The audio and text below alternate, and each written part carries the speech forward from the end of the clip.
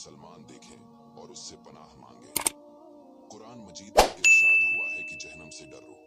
दोस्तों, जहन्नम की आग 1000 बरस तक धमकाई गई, यहाँ तक कि सर्ख हो गई, फिर 1000 बरस और यहाँ तक कि सफीद हो गए, फिर 1000 बरस और यहाँ तक कि सियाह हो गई।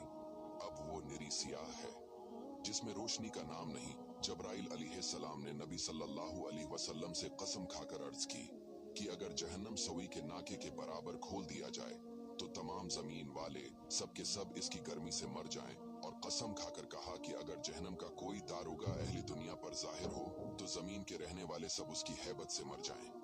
दोज़ख की गहराई को अल्लाह ही जाने की कितनी गहरी है।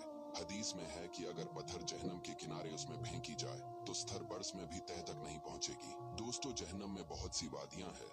बाज वादी ऐसी है कि रोज जहन्नम भी इनसे पनाह मांगता है। जहन्नम में तरह तरह के अजाब है। लोहे के ऐसे भारी गर्जों से फिरिश्ते मारेंगे कि अगर कोई गर्ज जमीन पर रख दिया जाए तो तमाम जिन और इंसान उसको उठा नहीं सकते। जहन्नम के शरारे फूल ऊंचे ऊंचे महलों के बराबर उड़ेंगे। आदमी और पत्थर उसका ईंधन है। जिसको सबसे कम दर्जे का अजाब होगा उसे आग की ज्योतियां पहना दी जाएंगी, जिससे उसका दिमाग ऐसा खुलेगा जैसे ताबने की पतीली कहलती है। वो समझेगा कि सबसे ज्यादा अजाब इस पर हो रहा है, इस पर सबसे हल्का है। किस कदर बड़े सांप की अगर एक मर्तबा काट ले तो इसका दर्द 1000 बरस तक रहे। जो पीप जहन्मियों के बदन से बहेगी वो पिलाई जाएगी, और अगर उसका एक कतरा दुनिया में बहा दिया जाए तो उसकी बदबू से सब मर जाएं। और अगर गले में जाकर फंदा डालेगा उसको उतारने के लिए पानी मांगेंगे, उनको वो खोलता पानी दिया जाएगा। सजियत के बाद जहन्नम के दारोगा मालिक अलैहिस्सलाम को पुकारेंगे कि ए मालिक अलैहिस्सलाम, तेरा रब हमारा किस्सा तमाम कर दे। मालिक 1000 बरस तक जवाब न देंगे।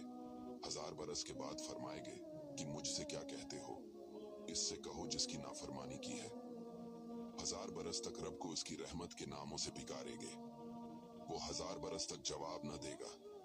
इसके बाद फरमाएगा दूर हो जाओ, जहन्नम में पड़े रहो, मुझसे बात न करो। इस वक्त कफ्फार खून के आंसू रोएंगे। रोने का खून और पीप इस कदर हो जाएगा अगर इसमें किश्तियां डाली जाए तो चलने लगे। फिर आखिर में कफ्फार के लिए ये होगा कि उसके कद बराबर आग के संदूक में उसे बंद करेंगे। फिर उसमें आग भड़काए जाएंगी। फिर ये संदूक आग के दूसरे संदूक में रख दिया जाएगा और इन दोनों के दरमियान आग जलाई जाएगी। फिर इसी तरह उसको और एक संदूक में रख दिया जाएगा और आग का कफल लगा दिया जाएगा। तो अब हर काफिर ये समझेगा कि इसके सिवा अब कोई आग में न रहा, और अब ये अजाब उसके लिए हमेशा है। जब सब जंती जंत में दाखिल हो लेंगे और जहन्नम में सिर्फ वही रह जाएंगे जिनको हमेशा के लिए उसमें रहना है, और इस वक्त जन्नत और जहन्नम के दरमियान मौत को मेंढक की तरह लाकर खड़ा कर देंगे।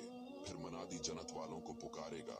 वो डरते हुए देखेंगे कि कहीं ऐसा न हो कि यहाँ से निकलने का हुक्म हो। फिर जहन्मियों को पुकारेगा। वो खुश होते हुए देखेंगे कि शायद इस मुसीबत से रहाई हो जाए।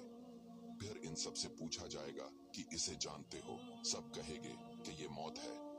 वो ज़ब्ह कर दी जाएगी और कहेगा कि ए अहले जन्नत, अब हमेशगी है, अब मरना नहीं। इस वक्त